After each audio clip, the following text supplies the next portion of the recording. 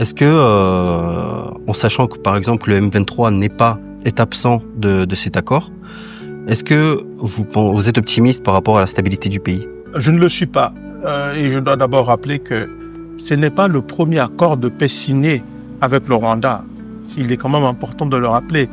Il y a eu un accord de paix qui a été signé en 2002-2003 qui avait sorti le pays de près de 4 années de guerre extrêmement violente.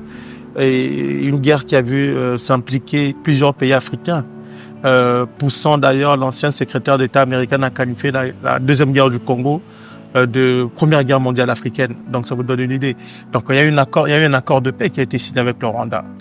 Et malgré la signature de cet accord de paix, la stabilité n'est jamais véritablement revenue dans une grande partie du pays, oui, mais dans la partie orientale, on a toujours eu des problèmes avec le Rwanda. Donc ce n'est pas parce qu'on signe un deuxième, troisième ou quatrième accord que la paix reviendra. Il faut comprendre les objectifs poursuivis par les uns et les autres pour comprendre la portée de cet accord et pourquoi est-ce qu'il a été signé de cette manière-là.